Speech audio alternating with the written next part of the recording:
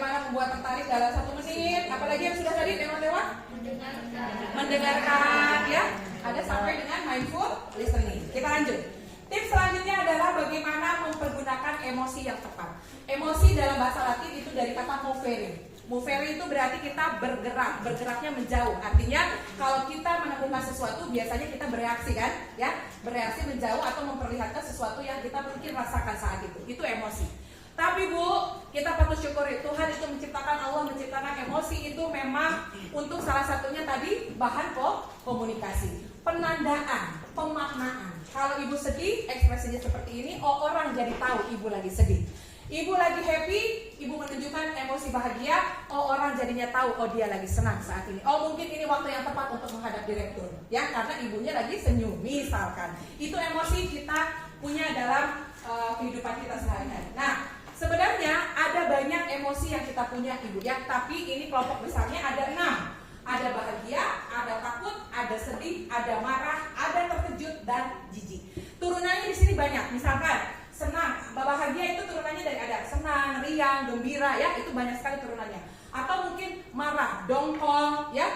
Terus kemudian kesel, itu masuknya ke marah. Itu turunannya akan banyak. Tapi semua manusia pasti merasakan yang namanya emosi dasar ini, ya. Nah, masalahnya, apakah emosi kita sudah tepat ketika kita melakukan komunikasi? Nah, itu pertanyaan besar.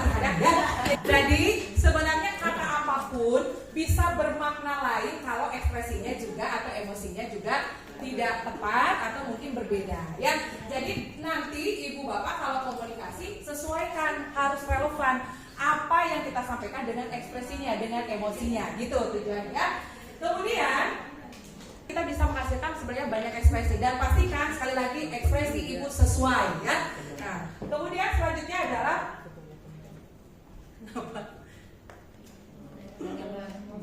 Oke. Selanjutnya adalah PR kita bagaimana mengelola emosi. Bu, tadi emosi itu sebenarnya sifatnya netral pada awalnya, tapi tergantung dari bagaimana kita persepsinya ya. Ada 3 cara mungkin yang sebenarnya kita lakukan setiap saat sebelum dari pertemuan ini. Ibu sebenarnya sudah melakukannya. Pertama, ada tipe-tipe orang mengelola emosi itu dengan cara supresif. Jadi apapun emosinya dia sungkan untuk mengutarakan. Dia lebih banyak menyimpannya ke dalam. Ya, Bu ingat, yang begini ini tidak sehat secara mental. Ya. Enak buat orang, nggak enak buat kita, karena kita pendam semuanya. Ya, ingat, yang bertanggung jawab terhadap mental kita adalah diri kita sendiri. Tapi ada 2, yang kedua itu adalah ekspresi. Hati-hati. Yang begini biasanya enak buat kita, plong, bikin orang tidak enak. Tiap kali kesel ibu langsung marah, tiap kali dongkol ibu langsung tunjuk-tunjuk, tiap kali apa-apa ngedumel langsung.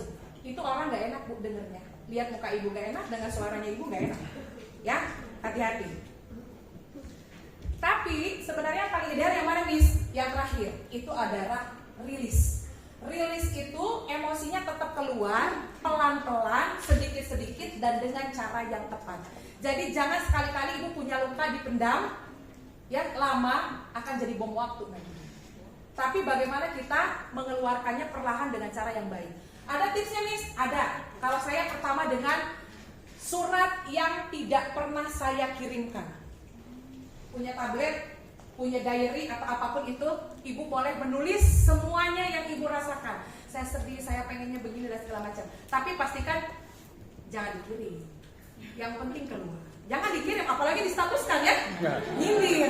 Ya, ada banyak yang tersinggung bahkan. Padahal kita niatnya hanya ekspresif, ternyata banyak orang yang tersinggung. Itu hati-hati. Medsos akan selalu menjadi jejak digital kita semua. Hati-hati, bijak dalam bersosial. Jangan sampai bikin status, apalagi nyindir di grup, ngomongin bikin grup lagi, satu lagi yang tidak ada orang tersebut. Hati-hati. Ya, bakal jadi bumerang buat ibu semua. Keluarkan lagi pelan-pelan. Selanjutnya adalah bisa bercerita di cermin. Miss, nanti dikira orang gila-gila. Mana ibu lebih pilih kalau kita ternyata punya sakit mental yang lama, lukanya lama sekali juga sembuhnya, lebih baik kita keluarkan. Dan sebenarnya adalah yang paling efektif mengajak orang yang sedang bermasalah dengan kita, mengajak bicara.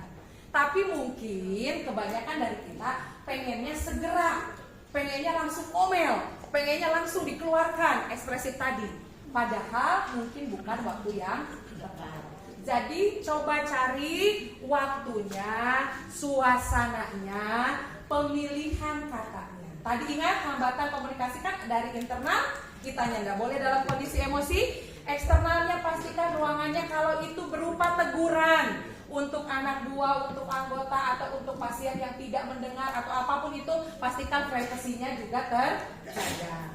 Ya, suasananya. Kemudian pemilihan katanya. Bu, seringkali kita kalau komunikasi sama lawan bicara selalu sifatnya menyerang. Itu apa? Kamu memang, kita memang sayang, sibuk sekali di kantor. Tidak pernah saya diperhatikan. Kamu apa, menuntut semua dari kamu, dari Anda. Boleh nggak persepsinya kita ubah dengan saya? Contoh, ya, suami kita sibuk. Saya sama Bu, suami saya terbang terus. Terus saya juga terbang juga ke Makassar ya. Jadi kita dua dapur. Kalau menuntut kesibukan, misalkan kita pengen me time, merasa tidak diperhatikan, jangan sekali-kali judgement kepada orang tersebut. Kamu sibuk, kamu tidak perhatian, kamu tidak mengerti saya. Di mana hatimu? Coba rubah persepsinya dengan saya. Pak, kayaknya saya butuh teman bicara. Saya butuh teman bicara. Saya lagi banyak masalah di kantor. Boleh nggak saya minta waktunya pekan ini, kita healing yuk tapi berdua saja. Boleh Bu, begitu caranya. Tujuannya sama kan ya? Sama apa? Menuntut supaya dia perhatian. Jangan sibuk bekerja terus. Dunia ini sayang, dunia jin. Ya? Tapi coba ganti persepsinya. Jangan kamu, tapi saya. Kira-kira Bapak jadi laki-laki tertutup tidak kalau saya meminta begitu, atau istrinya? Ya? Oh, ternyata selama ini saya sibuk sekali. Oh, ternyata saya memang sudah terlalu jauh berjalan, sementara gandengan saya ini saya lupakan. Tadi aja jarang yang dicat sama suaminya jam kerja ya. Padahal dulu lagi pacaran, sudah makan sayang. Sekarang tidak ada lagi Bu ya. Yang ada ibu di rumah saja sibuk untuk menyimpankan handuknya bapak yang dibuang sembarangan, betul? Ada juga ini fenomena antara laki-laki dan perempuan Bu, masalah kunci mobil. Ya, laki-laki Bu itu fokusnya hanya satu titik. Ya, perempuan pandangan matanya ke sini dia bisa lihat 180 derajat, bahkan mungkin lebih dari itu ya. Kita senyum ke Bu Direktur, padahal saya perhatikan kok di sana itu ada ya, saya mau nyinyirin ya. Iya seperti itu. Laki-laki itu nggak lihat. Jadi kalau bapak pagi-pagi nyari kunci mobil, saya di mana kunci mobil Bu? Dede, di mana kau simpan matamu? Padahal memang ada di depannya. Bu, hati-hati, miring saja sedikit, laki-laki itu tidak lihat. Memang begitu. Diciptakannya begitu. Jadi pilihlah kata-kata yang bagus, afirmasinya positif dari rumah dari pagi, supaya nanti 7.000 katanya tidak buang percuma ya Bu. Apalagi kita 20.000 habis di rumah ngomel, di kantor juga ngomel, sampai nanti malam bertambah itu bukan 20.000 lagi jadi 24.000 kata. Karena ada, Miss, saya pendiam kok Bu, saya tidak percaya. Karena risetnya bilang walaupun pendiam 16.000 minimal Ibu ngomong setiap hari. Jadi kalau yang introvert nggak bisa komunikasi, bohong. Ya, introvert kan bukan berarti nggak bisa bicara. Ya, cuma perihal Anda nyaman berbicara apa tidak. Tapi nih saya cerewet, memang ada Bu, ambang atas 24.000 memang. Ya, tapi jangan sampai habiskan pagi-pagi ngomel dengan anak, dengan suami, di kantor ngomel juga sampai malam masih ngomel terus ya. Tapi luar biasa berarti kosakata Ibu. Wah, saya nggak percaya lagi kalau di situ masalahnya kosakata saya terbatas. Ya. Cuman mungkin kosakatanya itu saja. Dede, ngapa? Begitu saja nggak bisa. Selama ini kemana saja? Itu terus kalimat-kalimat yang negatif kita keluarkan. Ya. Nah, ini mumpung tersambung dengan kosakata. Gimana caranya nih supaya kita kosakatanya banyak seperti Miss Lima ngomong di mana-mana? Wah, kayaknya banyak sekali. Inputnya harus banyak Bu. Kenapa saya sering mendatangi undangan dari manapun? Karena saya senang berbagi. Karena saya setiap kali akan berbagi pasti akan saya belajar. Jadi sama ketika keterampilan menulis. Kenapa orang, ada teman saya sampai 100 buku dia terbitkan. Dia psikolog. Tapi saya 3 buku aja gak. nggak doyan nulis. Tapi kalau ngomong oke, memang mungkin seperti itu ada. Cuman Bu, itu semua data nggak ujuk-ujuk, semua dari input. Makanya kalau Ibu mau, misalkan berbicara di depan umum atau mungkin mau mengedukasi pasien ya, mungkin ada PKRS di sini ya, mau meluapkan apapun atau mau menyampaikan informasi apapun, inputnya harus banyak dulu. Baru kita bisa ngomong banyak. Jadi keluhan kosakata yang sedikit itu saja, mungkin kita sudah tidak pernah membaca. Kenapa saya bilang membaca? Kenapa nggak menonton, Miss? Sekarang banyak TikTok, video yang short, itu juga menambah pengetahuan. Betul Bu, tapi riset bilang membaca itu menimbulkan pertentangan batin. Fungsinya apa? Ketika kita membayangkan apa yang ada di tulisan, mindset kita terus terbuka. Kalau nonton, Ibu lihat Ji, tapi tidak membekas. Betul apa betul? Hanya sebatas tahu, tapi meaningfulnya nggak dapat. Jadi coba Ibu biasakan sebulan ngasih reward buat diri sendiri, boleh juga buat anak. Yang saya lakukan begitu. Boleh ke toko buku, pilih satu buku setiap bulan minimal 1, habiskan. Ya, jadi jangan scroll TikTok terus ya, Mbak. Siapa tadi? Saya juga sering Bu, senang kadang melihat sesuatu jadi ide. Tapi kedalaman makna itu sebenarnya dari membaca. Jadi banyak-banyak membaca, beli buku banyak-banyak. Atau mungkin baca jurnal lebih banyak ya. Tadi perkara emosi. Oke, selanjutnya tadi sudah smiling face,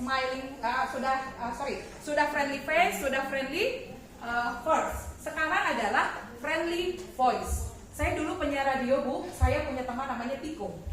Tiko itu gedut, ya, cabi, karena dia kalau siaran pasti dia ngemil, ya. Tapi saya bawa seiring bergesernya waktu, saya udah nggak bawain lagi acara-acara anak muda. Saya bergeser dari Pro 2 ke Pro 1, terus kemudian bawanya acara politik dan berita saat itu. Tiko ini renyahnya suaranya seperti rengginang, Bapak Ibu ya. Jadi kalau malam minggu bawa acara galau-galau, apalagi yang dengarnya di mobil, patah hati, lagi rindu atau apapun, meleleh sudah, ya. Ketika jumpa fans ada, itu momennya kayaknya hari kemerdekaan, terus radio saya bikin acara, fans-fansnya itu boleh datang. Dan tidak ada yang menyangka bahwa Tiko itu orangnya yang itu. Karena apa? Kami semua dilatih yang namanya smiling voice. Suara-suara keramahan itu akan terdengar lebih menyentuh, lebih enak, lebih bernada kalau Ibu ngomong sambil tersenyum. Makanya tidak pernah menyangka, ternyata penyiarnya yang ini. Padahal suaranya serenyah rengginang, Bu. Sekarang saya mau coba buktikan 3 orang, kelompok 2, kelompok 3, kelompok 4 maju perwakilannya untuk membaca dan membedakan bagaimana kalau kita ngomong sambil senyum dengan ngomong biasa aja. Ya, oke. Boleh kelompok 2, kelompok 3, kelompok 4 perwakilannya. Ayo, yang belum pernah maju. Ayo Ibu. Hanya membaca Bu, tapi saya pengen Ibu semua merasakan bedanya kedengarannya suara orang senyum dengan tidak. Itu. Ayo. Itu ya Bu. Jadi kalau ada pasien senyum dulu, selesaikan dulu dengan diri kita, siap baru kita bicara. Saya jamin semuanya jadi penyiar radio nanti. Radionya rumah sakit ya? Ada podcastnya? Ada ya? Oke. Ya. Kalau bicara tentang produksi suara yang bagus, sebenarnya biasanya saya kupas ini di pelatihan public speaking, tapi nggak apa-apa, saya kasih tipsnya tipis-tipis aja ya. Yang pertama itu adalah perkara pemanasan, ya. Jadi kadang-kala Bu kalau bangun tidur pasti semua otot ini masih tegang ya, lidah, terus kemudian rahang, bibir. Itu sebenarnya kalau kita public speaker atau kita customer service atau semuanya sama ya, karena pelayan kesehatan, ya itu harus banyak masalah persiapan ya, pemanasan dan persiapan. Ini saya mau kupas dua-duanya tentang pemanasan dengan pernapasan dulu. Oke. Selanjutnya ini tadi masalah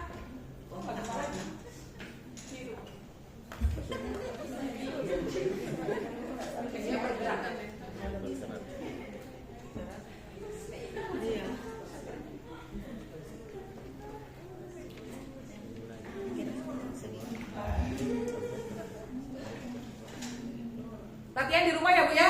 Latihan. Kalau Bapak tanya lagi apa? Saya lagi melenturkan otot-otot ya.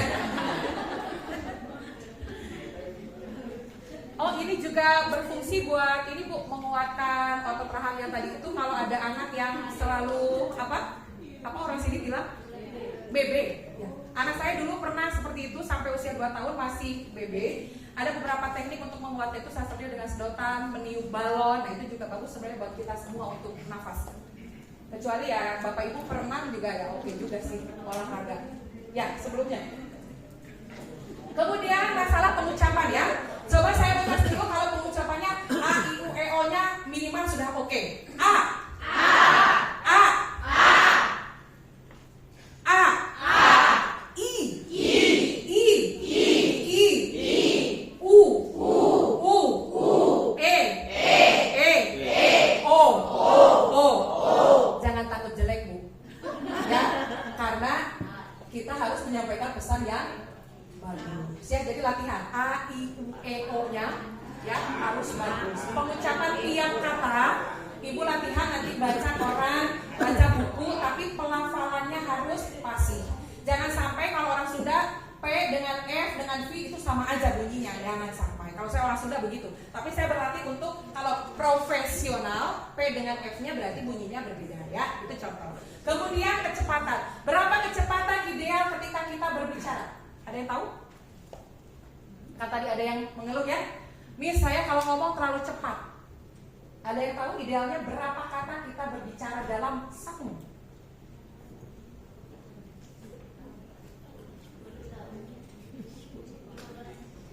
15 kata dalam 1 menit?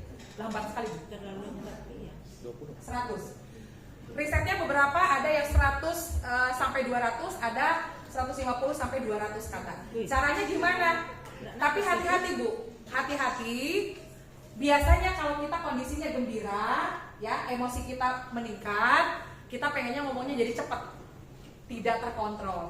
Atau mungkin kita sedih, kita aja sedih di depan pasien, jadi ngomongnya lambat sekali ya, gitu. Jadi itu juga kita harus perhatikan. Jadi speed itu sebenarnya tidak mutlak Bu harus sekian kata dalam semenit. Mungkin kita lihat juga kadang-kala kan harus ada jeda ya.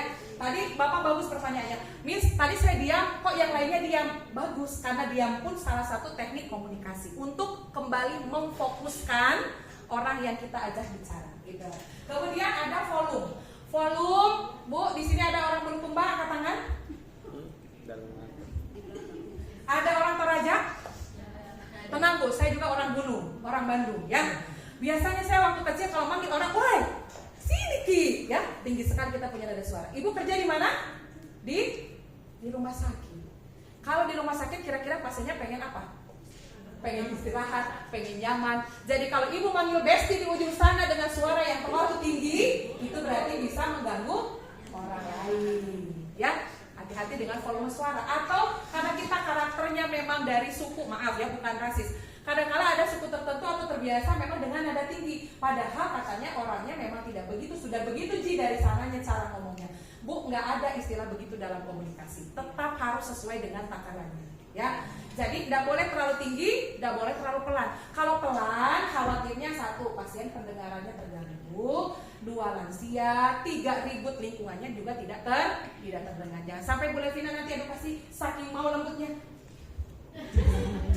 tidak ada didengar ya, jadi tidak efektif juga komunikasinya. Saking lembut sekali ya, seperti itu. Jadi hati-hati, pilih volume suara yang tepat. Jangan sampai terlalu tinggi atau terlalu rendah. Next ya. Kemudian masalah body language, masalah bahasa tubuh. Ada yang kalau bilang 5, ya harusnya tangannya 5, tapi yang keluar 2. Nah itu berarti tidak sesuai. Kemudian yang selanjutnya yang banyak kita lakukan adalah kita mengeluarkan atau memperlihatkan sikap tubuh tertutup. Tertutup itu seperti apa, Miss? Silangkan tangan di depan dada. Yang laki-laki kalau ngomong masuk saku tangannya. Apalagi? Contoh lain? Di belakang seperti Pak Satpam lagi upacara. Ada lagi? Tidak menghadap lawan bicara kita. Apalagi? Tidak melakukan eye contact. Nih, ada 2 segitiga yang Bapak Ibu bisa pakai area untuk menatap lawan bicara. Ya. Jadi kan ada yang nggak pede tuh. Padahal idealnya ketika kita menghadirkan jiwa orang lain untuk kita ajak komunikasi, harusnya kita punya ikatan. Ikatannya di mana? Ini pepatahnya bilang, mata adalah jendela hati. Mungkin lidah bisa berbohong, tapi tidak dengan mata. Nah, jadi Bu, tatap matanya pasien kita atau lawan bicara kita. Tapi hati-hati areanya, jangan salah. Kalau ibu seorang profesional, ya, ibu hubungannya antara atasan bawahan, ya, pasien dengan kita. Ini segitiganya ini, mata kiri kanan dan jidat di area situ. Tapi kalau ke bawah sini, ini tatapannya masih boleh. Tapi biasanya kita lakukan untuk yang personal relationship, artinya sudah berbesti, suami istri, orang yang sudah akrab dengan kita. Jangan sampai kita baru pertama ketemu pakai segitiga di bawah ini atau justru di bawah sini. Ya, pasti itu pasien atau orang lain tidak akan nyaman, ya, karena daerah pribadi sekali, ya, apalagi di bawah dagu. Jadi kalau baru pertama ketemu hubungannya profesional, ibu pakai segitiga yang atas ini. Kalau ini boleh, pasiennya 2-3 kali sudah datang, sudah kenal baik, ibu sudah tahu rumahnya di mana, kebiasaannya apa, sudah seperti keluarga, ibu boleh pakai ini. Dia tidak akan tersinggung karena sudah merasa ada ikatan dengan kita. Bisa, Bu? Bisa. Kalau dalam public speaking, ini saya kasih tips bocoran. Kira-kira saya pembicara, ibu nanti suatu saat akan menjadi pembicara, ya, amin. Menatap ke audiens itu yang caranya yang benar bagaimana sih? Ada yang tahu? Areanya yang seperti tadi karena kita hubungannya profesional. Terus kemudian gimana? Tidak boleh terlalu lama ditatap. Dalam ilmunya minimal, ya, maksimal itu 2 detik. Ya, jadi saya ke Bu Levina dan harus dibagi pandangannya merata. Saya tatap Bapak, saya pindah lagi, saya pindah lagi, saya pindah lagi sampai semuanya saya merasa dekat. Ya, jangan juga menyapu seperti ini, pandangan kosong. Jangan. Ya, itu tidak menghadirkan orang tersebut untuk menjadi lawan bicara kita yang baik. Tapi tatap satu-satu, tapi tidak boleh terlalu lama. Kenapa tidak boleh terlalu lama?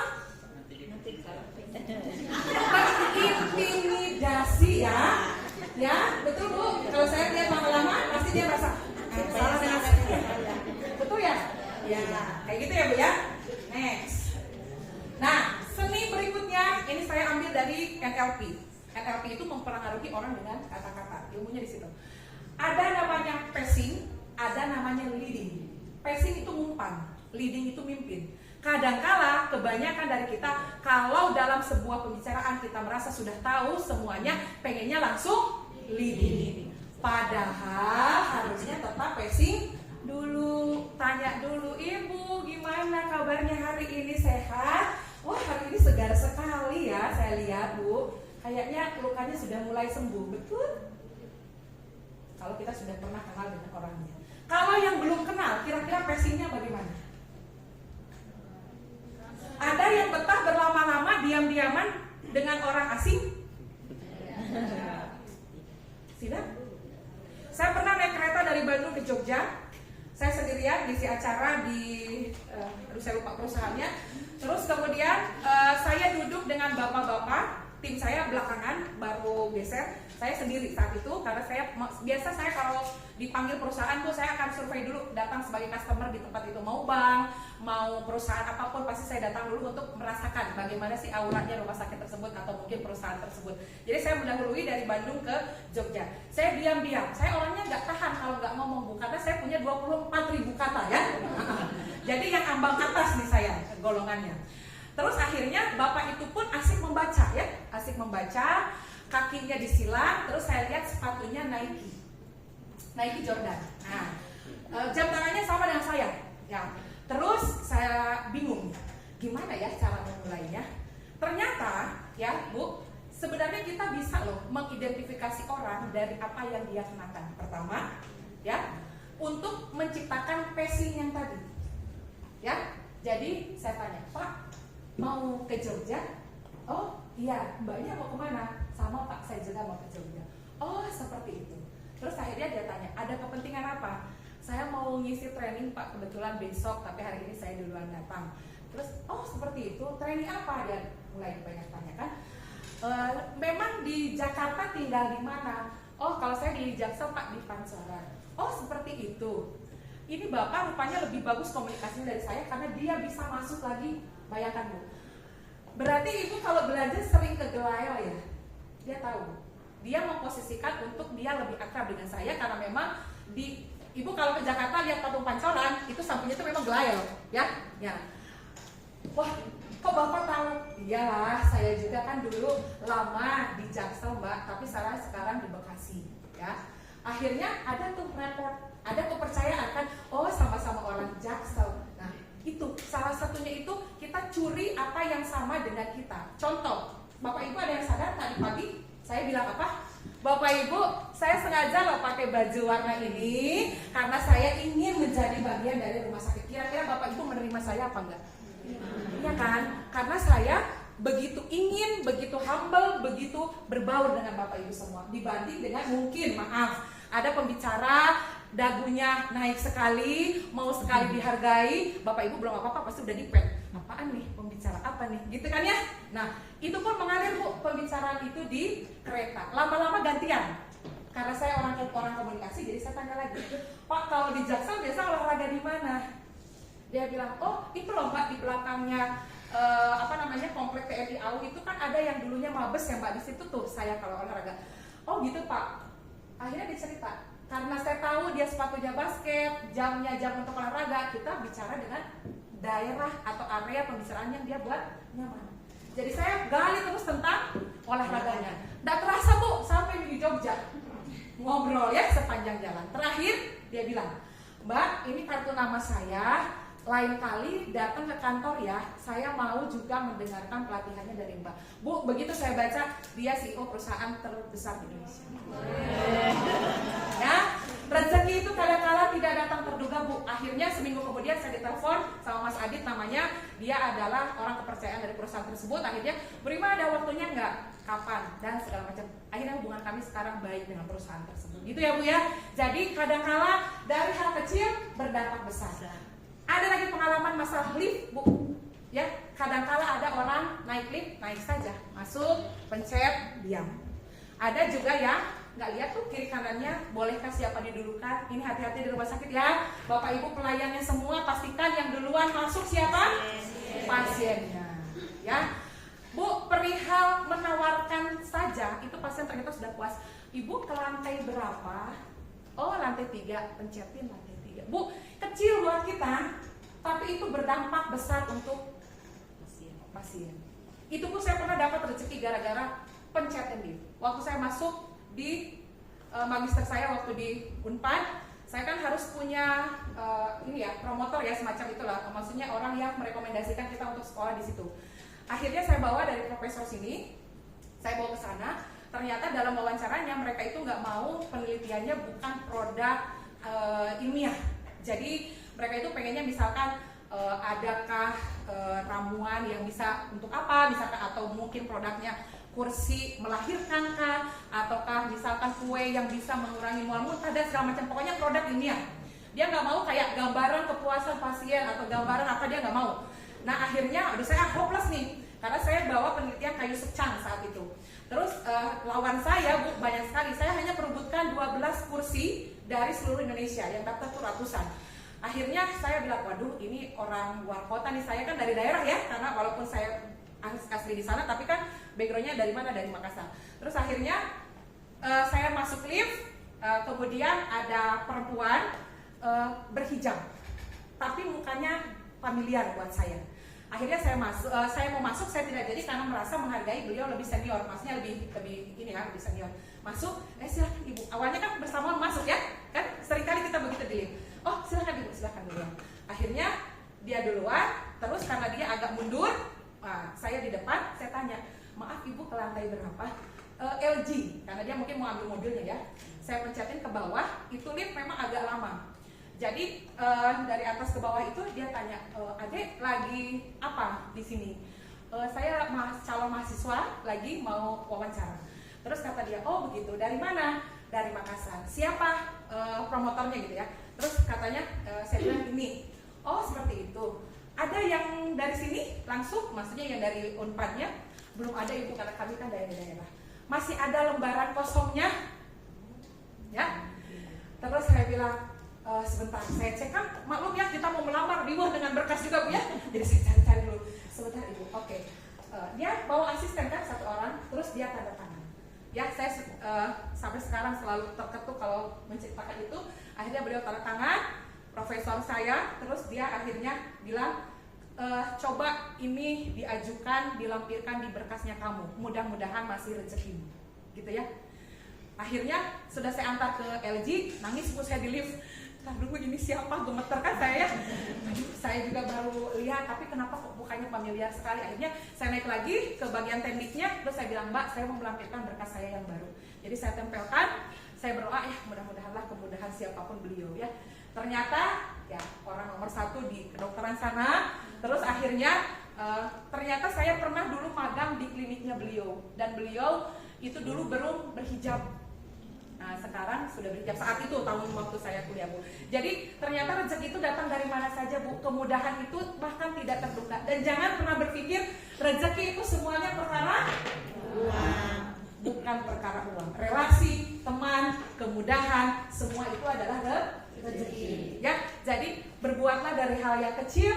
Kita tidak pernah tahu ternyata itu membekas, berdampak luas di orang lain. Gitu ya bu ya. Oke, jadi passing dulu baru leading. Oke. Kalau untuk isi bicara ini komponennya 70% saja bu, karena kalau kita bicara pertama yang dilihat visual. 55% kita lihat looknya orang, pasti kita sudah percaya. Oh ini pembicara oke. Oh ini berarti dokternya beneran ada di sini. Jangan sampai saya pernah datang ke rumah sakit komplainnya begini bu, perawatnya tidak mandi. Ada bu. Ternyata saya tanya perawat tersebut cor dinas pagi sambung sore, mungkin sudah lusuh. Akhirnya komentar di medsosnya seperti itu. Terus ada lagi satu rumah sakit ya, yang kalau dinas ternyata dia pakai baju bebas. Jadi dia bilang begini, saya tidak bisa bedakan mana perawat, mana petugas, mana keluarga pasien. Jangan-jangan saya dari tadi hanya dilayani sama keluarga pasien. Bayangkan ya. Jadi look itu 55% mempengaruhi. Kita belum ngomong bu, orang sudah terpengaruh memang ya. Jadi tolong yang lipstiknya belum pakai lipstik, bolehlah disapu-sapu supaya segar sedikit. Jangan juga terlalu menor bu ya, karena jangan sampai nanti mengalahkan ya artis betulan mau lewat ya. Atau mungkin ibu maaf kalau di sini pakaiannya adakah masih putih-putih? Tolong pastikan putih betulan, bukan putih tulang ataupun putih keabu-abuan ya. Atau mungkin di sini ada yang suka pakai kaos kaki, pastikan tidak berbulu dan juga tidak berbeda antara yang satu dengan sebelah ataupun sudah berbau ya. Atau mungkin karetnya sudah longgar turun gitu kaos kaki ya. Ibu-ibu pelayan kesehatan, penampilannya harus meyakinkan. Atau ini selalu saya temui di semua rumah sakit dari ujung ke ujung, kalau pelayanan pakai sendal aku. Ada yang pakai sendal? Sendal? Tidak ada? Ada biasanya, tapi alhamdulillah di sini tidak ada. Bu, aturannya adalah kita harus memakai sepatu tertutup. Ya, jadi yang pakai sendal bertobat. Yang kaos kakinya longgar bertobat. Ya, yang rambutnya tidak disisir bertobat. Yang jilbabnya sebelum pelayanan nyengsel ke sebelah sini juga tolong bertobat. Bu, nanti cari cermin di ruangan masing-masing ya. Saling berkoreksi satu sama lain. Senyum di cerminnya selama 7 detik. Simetris kiri dan kanan. Ikhlas dari hati, keluar dari asik. Kalau konten itu hanya 7% saja komponennya. Jadi nggak usah pikirin terlalu berbelit-belit, tapi lebih kepada isi pembicaraan kita itu jelas, ringkas, dan relevan. Terlalu banyak juga orang nggak bisa. Nah, ada yang bukan nakes di sini, tapi harus menjelaskan ke pasien. Ada security, ada customer service, ada? Ya, ini ringkasnya sebenarnya ibu bapak kalau mau melakukan edukasi ya sama orang lain. Rumusnya saya sudah persingkat, gak usah terlalu banyak teori, tapi paling tidak ibu mengandung unsur tanya, jelaskan, tanya. Kenapa tanyanya 2 kali, Miss? Tanya di awal untuk mengidentifikasi sejauh mana pengalaman orang tersebut atau pengetahuan orang tersebut. Bu, jangan pernah melihat pasien sekarang kertas kosong.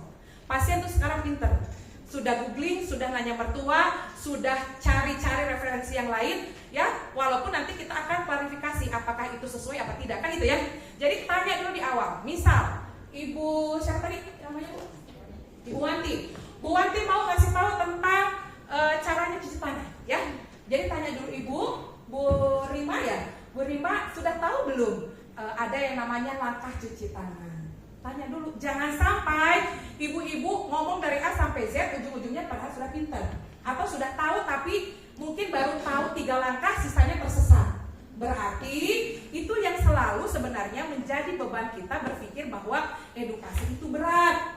Kenapa? Karena kita biasanya menyajikan semuanya, padahal bukan itu juga yang dibutuhkan. Ya, itu meringankan beban kita Bu. Kalau dia bilang, iya saya sudah tahu yang begini kan Bu Bidan. 1, kita bilang dalam hati, oh ya benar. 2, benar. 3, benar. 4, menyimpang. 5, 6, oh ternyata sampai 3 baru benar. Ya, baru masuk ke fase jelaskan. Jelaskan itu fase caranya adalah, ingat puji tadi ya, memuji itu penting. Wih, baik sekali Bu, rupanya sudah terbiasa ya selama ini cuci tangan. Baik, saya ulas kembali ya Bu. Sebenarnya cuci tangan itu ada 6 langkah. 1, 2, 3, 4, 5, 6. Oke? Baru masuk ke fase yang ketiga, apa? Tanya kembali. Sampai sini Ibu paham? Boleh Ibu ulangi lagi apa yang saya sampaikan. Jadi makanya tanyanya 2 kali. Tanya di awal identifikasi, tanya di akhir untuk melihat apakah dia sudah mahir, sudah mampu, sudah mengerti apa belum. Nah, bagaimana nih kalau ternyata dia baru ingat 4, tadi kan 3, lumayan Bu, nambah 1. Ya, gak apa-apa, berarti kita ulangi. Kalau sudah 3 kali diulang tidak nambah-nambah, apa yang harus kita lakukan Bu? Kita tinggal saja? Kita apain? Biasanya ada kan, pasien sudah dijelaskan beberapa kali tidak paham. Biasanya diapain Bu? Dijelaskan ulang. Setelah itu di apa Bu? Dibimbing. Caranya dibimbing dengan memberikan contoh nyata. Bagus Bu, jangan lupa biasa pasien kan tidak sendiri ya. Ajak juga pendampingnya. Siapa tahu pemahamannya dia memang terbatas. Pendampingnya nanti bisa mengajarkannya di rumah. Jadi jangan ditinggal ya. Ya, tapi rumusnya adalah tanya, jelaskan, tanya. Itu ya, paling mudah. Selanjutnya, ada namanya personalisasi. Siapa di sini Bapak Ibu kalau panggil pasien Ibu? Iya, kita. Ibu, maju. Ibu, Bapak, Ibu. Harusnya sebut. Semakin kita kenal orang tersebut, dia akan merasa nyaman, ya. Bahkan kalau di bank saya selalu kasih PR, Bu, di pelatihannya kan biasanya tidak 1 kali ya. Besoknya saya suruh hafalkan nasabah minimal 5 orang, bukan cuma namanya Bu, tapi profilingnya, termasuk sosial medianya. Kenapa? Apalagi kita corporate, kenapa kita harus berteman dengan banyak orang? Kadang-kala di situ kita bisa masuk. Contoh, ini yang saya terapkan. Saya minta data pasiennya. Oh iya, ternyata ada Instagramnya, ya, ada Facebooknya dan segala macam. Saya follow. Ternyata suatu saat dia ulang tahun pernikahan, dia posting kan? Nah, di situ saya masuk. Bu Levina, selamat ya atas ulang tahun pernikahannya. Semoga bahagia selalu dengan Bapak. Sukses selalu ya Bu. Saya Rima dari Rumah Sakit Fatimah. Sekali jenis, ya. Waktunya 25 menit. Oke. 25 menit lagi. Oke. Terus habis kayak gitu, besok lagi dia ada sesuatu. Lama-lama dalam otak bawah sadarnya dia akan mencari Ibu. Karena apa? Ada personalisasi dari dia yang kemudian, oh iya saya dianggap ya sama Rumah Sakit Fatimah ini, ternyata saya dianggap sebagai customer-nya, dikenal, diingat. Makanya Bu, yang customer service sekarang mulai deh, kalau besok waktu kunjungan ulangnya, jadi mulai dari sekarang data-data pasien dirapikan Bu, dilihat siapa yang bakal jadwal kunjungannya, misalkan besok customer service 1 hari sebelumnya mengingatkan, Bu Levina besok jadwal kunjungannya ya, jangan lupa bawa buku pinknya dan hadir tepat waktu. Enak kan Bu? Ya terserah dia mau datang apa enggak, paling tidak Ibu mengingat dia. Makanya sekarang lihat Prodia ya, atau mungkin perusahaan-perusahaan lain pasti minta kenapa nomor kita, untuk apa? Untuk big datanya dia, untuk mempersonalisasikan. Jadi tiba-tiba aja selamat ulang tahun Ibu, padahal dalam hati, pas saya ini kasih nomor Bu ya, ternyata tiba-tiba Pramita mungkin WA Ibu misalkan. Itu Bu, sekarang perusahaan sudah sampai ke situ ya. Ini saya sepintas saja, mungkin Bapak Ibu sudah familiar sekali kalau dalam komunikasi di Paskes pasti ada lisan, ada tulisan. Lisan kalau apa? Kalau memperkenalkan diri, kalau ya ini penting, hak dan kewajiban pasien jangan langsung disodorkan. Bu baca nah, kalau tidak mengerti baru kita tanya. Kalau sudah mengerti silakan langsung tanda tangan. Ada yang begitu? Bertobatlah. Ya, tapi harus dijelaskan satu-satu Bu, supaya tidak terjadi tuh kasus-kasus rumah sakit lain yang tadi ya. Dijelaskan. Baru ingat tadi rumusnya, tanya, jelaskan, tanya. Ya, kalau sudah sepakat, sepemahaman, satu persepsi baru tanda tangan. Jangan malas bicara. Anamnesa ada dua, ada auto anamnesa dan auto anamnesa. Pada saat handling komplain, pada saat instruksi via telepon, nanti kita lihat ini. Nah, ini kalau telepon itu mungkin kita kenal ya dengan yang namanya SBAR. SBAR dulu pada tahun 1904 kalau tidak salah, ini dipergunakan sama yang angkatan laut Bu awalnya, karena dia ini berlayar di kedalaman tertentu. Kalau melaporkan kepada komandannya kondisi kritis, itu pakainya metode SBAR supaya apa? Lebih efektif. Jangan sampai kemana-mana informasinya terlalu banyak dan tidak penting. Jadi pakai format itu. Nah kalau kita di Paskes SBAR ini kita pakai pada saat konsul via telepon, handover pasien, konsul antar bagian pada saat melakukan rujukan, komunikasi antar PPA dan melaporkan nilai kritis. Nah SBAR komponennya 4 pastinya ya, jadi S, B, dan A dan E.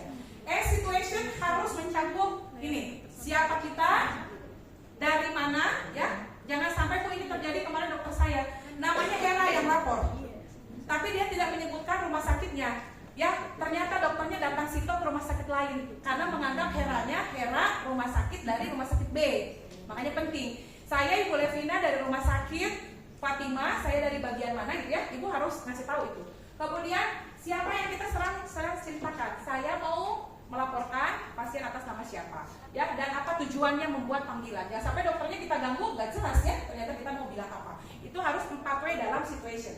Kemudian dalam background itu saya singkatnya IPM, identity, jadi identitas pasiennya, ya, nama, ya, tanggal lahir, kemudian usia. Mungkin atas yang ada di situ Ibu hasil analisanya. Kemudian presentation kondisi pasiennya saat ini, KU-nya ya, kondisinya hasil pemeriksaan Ibu. Kemudian ada yang namanya medical history atau riwayat medis ya. Jadi kita sampaikan, baru masuk ke asesmen. Kalau di sini rumah sakit ibu dan anak lebih enak sebenarnya karena diagnosa dokter hampir sama kan dengan Bu Bidan ya. Jadi kita bisa sampaikan. Sementara kalau saya melihat dok diagnosisnya ini ya, kita sampaikan. Dan selain diagnosis, Ibu sampaikan yang namanya problem list, masalah penyerta ya. Baru rekomendasi itu adalah bisa jadi Ibu sudah melakukan apa, misalkan dok saya sudah pasang infus jaga ya, itu disampaikan. Dan minta rekomendasi selanjutnya apa yang dokter sarankan untuk pasien tersebut. Lebih jelasnya Ibu nanti bisa lihat di YouTube saya sudah siapkan cara contoh menelpon pasien, melaporkan kondisi pasien dengan menggunakan SBAR. Oke, selanjutnya jangan lupa catat ya. Di sini sudah e-rekamedi kan? Sudah elektronik semua ya. Pastikan semua tercatat dengan baik, terdokumentasikan dan disetujui dari yang memberikan informasi tersebut. Oke? Yang tulisan ada di mana? Ada di general consent, informed consent, CPPT, resep, resume, handover dan clinical pathway. Nah, ini contohnya. Mungkin di rumah sakit Ibu juga pasti sudah berjalan dengan baik, saya yakin. Kemudian kondisi khusus. Nah, ini kalau pasiennya terminal, ya bukan terminal bos ya, pasiennya dalam kondisi terminal. Rumusnya adalah ABCDE, ya. A-nya apa? Nah, advance preparation. Jadi artinya persiapannya kita harus matang Bu. Jangan sampai kita tidak tahu diagnosanya pasien itu bagaimana kondisinya, jadi kita salah masuk nantinya. Biasanya ini kan dokter menjelaskan kondisi pasiennya ya. Nah, dokternya harus baca dulu, pastikan Bapak Ibu semua menguasai tentang informasi pasien tersebut. Kemudian bangun kondisi lingkungan terapeutiknya yang oke. Artinya tadi ya, kalau bising usahakan tidak dalam kondisi bising. Privacy terutama Bu, jangan sampai kondisi ini tidak boleh diketahui oleh pasien sebelahnya ya. Jadi Ibu harus kondisikan. Termasuk setting betul di mana keluarga pasien duduk, di mana kita duduk. Karena kan pasiennya ya sudah berbaring kan, sudah dalam kondisi terminal. Nah, yang kita edukasi pasti keluarganya. Ya itu harus dibangun dulu kondisinya betul-betul dengan baik. Dan kemudian C-nya adalah komunikasi dengan baik. Jadi terapkan semua teori seni komunikasi yang tadi. Ibu berikan komunikasi dengan cara baik. D-nya adalah bagaimana kita berdamai dengan reaksi pasien. Jangan sampai kondisinya menyedihkan, ibu menangis juga di situ ya. Saking berempati terlalu. Atau mungkin pasiennya menolak kondisi tersebut, kita ikut marah. Jadi kita harus juga berdamai dengan diri sendiri untuk menerima reaksi apapun dari keluarganya. Kan bisa jadi putus asa, marah juga sama kita ya. Nah, itu kita persiapkan mental kita. Kemudian yang terakhir ya, validasi emosinya. Kalau memang marah, wajar. Kalau memang sedih, kalau memang kecewa, terima saja Bu ya. Jangan bertolak belakang. Kalau dia mau nangis, ya mungkin kita harus lihat dulu, menangis, dengarkan sampai dia puas. Makanya pastikan persiapannya waktu kita lumayan banyak. Ingat, komunikasi tadi masalahnya selalu hadir kalau minimnya waktu dan kualitas kita terhadap pasien. Banyak-banyak pasien makin irit bicaranya dokter. Banyak-banyak pasien makin tidak ada senyumnya perawat ya. Jadi tolong itu kembali ke diri kita masing-masing. Selanjutnya masalah informed consent. Saya ke informed consent dulu. Bu, kita kembali ke basicnya bahwa informed consent ini adalah apa? Persetujuan tindakan. Artinya tidak ada tindakan yang tanpa keluarganya tahu dulu dan menyetujui. Kebanyakan begini, Pak ini gawat janin ya, bayinya tanda tangan Ki harus operasi.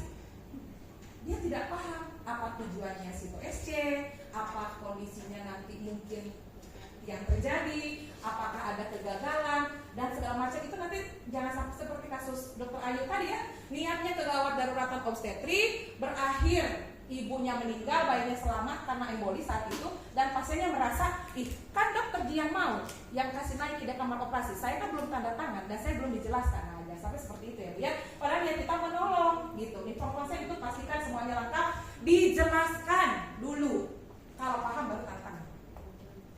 Nah, terakhir ini bonus masalah medsos, Bapak Ibu. Komunikasi kita nggak bisa tanpa medsos karena ini risetnya bilang tuh ya di sini ya. Memang kita itu sehari-hari ternyata menggunakan medsos pertama adalah untuk finding information, artinya mencari informasi apapun pasti itu googling ya, pasti ibu nyari di medsos. Kemudian yang kedua adalah untuk tetap terhubung ya, staying in touch with friends and family ya. Makanya itu kadang-kala ya ada grup keluarga bercanda-canda di situ ya, tapi hati-hati jangan sampai mendekatkan orang yang jauh, menjauhkan orang yang dekat. Yang di samping kita tidak peduli, ceritanya makan sih hari Minggu di luar barbekyuan, tapi sibuk dengan HP-nya masing-masing. Makannya mahal, komunikasi yang terjadi tidak efektif. Sayang waktunya, sayang uangnya. Padahal waktu itu kita spendingkan untuk anak kita, untuk keluarga kita, tapi nyatanya kita malah lebih sibuk dengan handphone kita. Ya, untungnya hari ini sambil pelatihan sudah dikomitmenkan kalau main handphone, handphonenya akan dijadikan door prize. Jadi tidak ada yang main handphone. Ya, next. Kemudian Bu, Bapak harus tahu secara riset apa sih medsos yang paling dipakai. Pertama ada Facebook, kedua YouTube, ketiga WhatsApp, keempat Instagram. Ya, paling bawah orang jarang pakai itu Pinterest. Ya, mungkin jarang. Pinterest biasanya kita cuma mau cari inspirasi gambar, foto ya. Ini yang lebih banyak. Saya sarankan humasnya nanti pakai 4-4-nya. Ya, karena risetnya memang paling banyak diakses. Nah, ini tuh. Ini bukan kata saya Bu, manusia sedunia ini rata-rata menghabiskan WhatsAppan 17 jam 20 menit sehari. Ya, waktu kita habis di situ ya. Ternyata nonton YouTube lebih lama lagi. Ya, TikTok tuh, TikTok. Oh, di sini banyak mungkin TikTokers. Nanti kita bikin konten sama-sama. Oke. Ini ada 4 golden ways untuk mengakali komunikasi dalam sosial media. Ya, ini sebenarnya berlaku untuk ibu yang punya sosmed semua dan juga untuk rumah sakit. Pertama, customer focus. Kebanyakan perusahaan fokusnya pada kita produsernya, kita yang menghasilkan produknya. Ya. Contoh kecil begini. Ada iklan beredar tentang mobil listrik. Ya, di Jakarta saya selalu bermasalah dengan ganjil dan genap. Bu, Mobil kita harus banyak, tanggal ganjil pakai nomor ganjil, tanggal genap harus genap. Yang repot saya, suami di Mabes, misalkan saya di Kemkes, anak saya sekolahnya juga beda, mobil saya harus berapa satu hari, ya bahaya. Nah ada iklan, sekarang muncullah yang namanya mobil listrik. Bedanya customer customer fokus dengan produk pro fokus itu seperti ini. Ada satu orang menjual perusahaan mobil listrik itu bilang mobil listrik ini canggih, voltasenya sekian, bisa begini, pakai AI dan segala macam itu, fokusnya pada produk. Dijamin Bu, yang beli tidak banyak. Kenapa? Karena orang beli mobil listrik kira-kira karena apa? Ingin bebas ganjil genap. Karena di Jakarta kalau pakai mobil listrik boleh tanggal apapun kita pakai mobil tersebut. Jadi kalau yang namanya customer service, customer fokus, ibu jualnya adalah Anda kena macet, pusing hari ini menggunakan plat nomor yang mana, beli Hyundai misalkan. Karena apa? Orang berpikir, oh iya ya, ganjil genap, masalah saya teratasi, gitu Bu. Atau di rumah sakit, biasanya nih ya, orang jualan begini, darah lengkap, ya. Terus ada lagi pemeriksaan bawahnya apa? Paket-paket orang lab mana di sini? Paket-paket lab biasanya apa aja Bu? Darah lengkap, darah rutin, kimia darah. Apalagi Bu? Serologi. Di sosmednya Ibu ya, nanti terpajang produk nama-nama yang bisa diperiksa di rumah sakit ini. Nah itu kalau fokusnya pada produk. Harusnya fokusnya pada customer, Ibu bikin iklannya begini. Anda doyan makan? Periksakan. Lalala. Sering begadang. Ini poinnya. Fokusnya customernya, bukan produknya. Ngerti? Oke. Selanjutnya, quick response. 60% pasien benci kalau ketika ditelepon rumah sakitnya tidak angkat.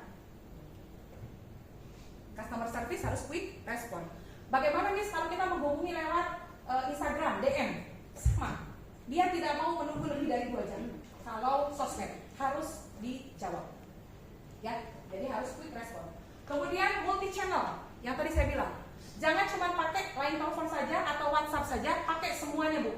Punya Instagram, gunakan, koneksikan sama Facebook. Punya YouTube, gunakan semua. Karena apa? Variasi orang pakai sosmednya itu mungkin lebih dari satu, dan mungkin lebih kena kalau TikTok, atau mungkin lebih kena kalau Instagram, atau mungkin kalau ibu-ibu menengah ke bawah, ya saya lebih banyak pakai Facebook, misalkan seperti itu. Jadi pakai semua channelnya. Kemudian human touch, Bu. Baru-baru saya buat gini. Dulu saya pernah bikin inovasi itu tentang kesehatan ibu dan anak, juara 1 nasional. Kemarin saya angkat lagi tentang perlindungan anak, juara 1 di Kota Makassar. Ketagihan bikin inovasi, saya lagi bikin virtual assistant karena saya mendalami dunia komunikasi. Karena saya Bu 24 jam diganggu pasien terus untuk menanyakan hal-hal yang sama ya. Tiba-tiba besok dokter ini ada nggak? Besok jam kunjungnya berapa? Itu terus Bu sampai saya nggak tidur-tidur ya. Lama-lama saya bilang, ngapain ini hidup jadi susah? Padahal ada komunikasi. Jadi saya bikin algoritma bagaimana caranya perusahaan itu bisa menjawab otomatis. Itu berarti pakai chatbot atau robot yang otomatis menjadi virtual assistant ya. Itu lagi saya daftarkan hakinya. Tapi Bu, ternyata ketika riset berjalan, saya dapat hibah penelitian. Terus saya gali lagi, banyak variasinya Bu. Yang ternyata satu kekurangannya, dia belum personalisasi. Artinya belum bisa menyapa langsung namanya ibu dalam kondisi apa. Ya namanya robot ya, kita ciptakannya otomatis. Ternyata mereka mirip itu. Ternyata bisa Bu Levina. Saya panggil orang IT dari perusahaan sebelah, terus ternyata bisa sampai personalisasi itu. Ya, terus kemudian dia menginginkan jangan dong kita terus yang mengakses perusahaan. Misalkan kita yang nyari produk, kita yang nyari jadwal kunjungan, kita yang nyari dokter.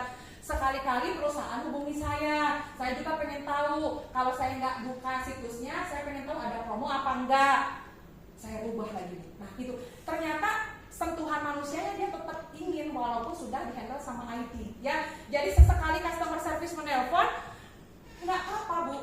Untuk ke pasien memastikan gimana Bu hari ini sehat. Barangkali Ibu nanti ada kesempatan boleh mampir ke rumah sakit kami ya Bu. Kebetulan mau 17 Agustus ada apa? Gitu Bu. Ya. Harus kreatif nih humasnya, PR besar Anda. Oke. Komentarnya yang tadi itu memang betul-betul sudah mencerminkan kondisi yang bisa saja kita dapatkan kapanpun di rumah sakit, tapi itu adalah sebuah dilema di mana dokter mungkin saja suatu saat dia sementara ada tugas atau pekerjaan, kemudian petugas rumah sakit harus bisa memikirkan cara komunikasi apa yang bagus agar pasien itu atau keluarga pasien bisa betul-betul tetap sabar, atau mungkin petugas kesehatan dia bisa memberikan solusi atau jalan keluar lain, pertimbangan lain bagaimana baiknya agar dokter juga tetap tanda kutip nyaman untuk melaksanakan tugasnya di tempat lain sambil memburu segera ke rumah sakit itu, keluarga pasien juga tetap bisa melayani dengan baik. Tergantung juga ya dok ya, kalau ternyata ditelepon lagi 5 menit gitu ya. Dokternya bisa langsung marah-marah. Dokternya juga marah-marah, dokternya juga manusia ya. Oke, baik, terima kasih. Jadi yang tadi luar biasa ya, terima kasih kelompok sudah mempresentasikan, karena saya yakin kondisi ini sering kita temui ya. Pasien punya kebutuhan, kita juga punya kebutuhan. Tapi intinya kalau dalam kondisi tadi, saya apresiasi juga tadi waktu dokter memberikan contoh, tolong dong diberikan kepastian. Nah, dalam servis Bu, kepastian itu penting. Jangan pernah sekali-kali lagi tunggu Budi sebentar. Sebentarnya sampai kapan? Kewajiban kita menyampaikan kepastian waktu. Itu kalau menunggu ya. Bapak Ibu boleh berkenan menunggu setengah jam lagi, 30 menit lagi, atau mungkin 1 jam lagi. Tadi ya dokternya sedang ada operasi. Betul sekali kata Pak Dokter tadi di awal, sudah 1 jam ya. Kita datang lagi tepat dijanjikan tadi 1 jam ya, feedback Pak ya. Kita datang lagi, Bapak Ibu, kami sudah cek kembali, rupanya dokter operasinya tidak bisa ditinggalkan karena kondisinya misalkan gawat kah atau seperti apa ya. Berikan pengertian situasinya supaya sama di kepalanya pasien dengan kita sebagai pemberi layanan gitu. Jadi kepastian waktu harus disampaikan. Tidak boleh bilang sebentar ya, sebentarnya ibu dan pasien itu beda loh. Karena pasien meluangkan waktu datang sengaja ke rumah sakit itu. Kemudian tadi masalah supaya dokternya juga nyaman. Bu, dalam pelayanan prima itu sebenarnya kita juga menelpon dokter ada jedanya. Nggak bisa tiap menit kita telepon terus ya. Yang ada kita bentrok secara fisik dan psikis sama orang tersebut ya. Jadi kan deringnya saja kita berjeda ya. Jangan juga satu kali selesai putus terus kita langsung telepon lagi. Kasih jeda supaya kita saling menghargai satu sama lain itu. Jadi terima kasih tadi sudah ada kepastian waktu dan di follow up. Dan yang paling penting betul kata Bapak, ada solusi. Bu, customer itu yang penting ada jalan keluarnya. Jangan sampai ibu tidak tahu, tidak mampu, tidak juga mau peduli. Itu toksik sekali buat pelanggan ya.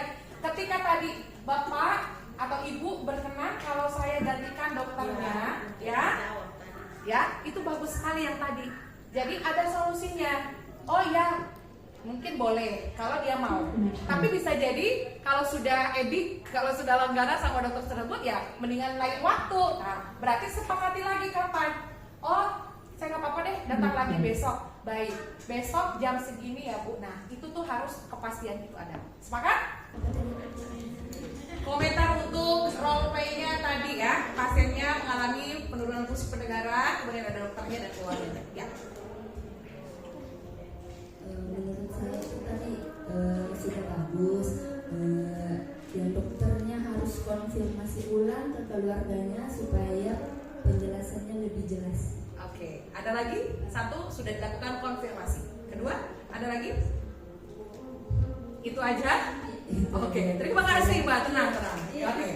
Ya, jadi luar biasa ya kelompok tadi, terima kasih sudah presentasi di depan ya. Jadi tadi bagus, pertama konfirmasi ke keluarganya, karena jangan sampai datanya tidak akurat atau mungkin tadi ibunya juga tidak mendengar ya. Terus yang kedua, saya melihat tadi ada condong ke depan ya, bagus. Kenapa? Karena tadi kan sudah tahu fungsinya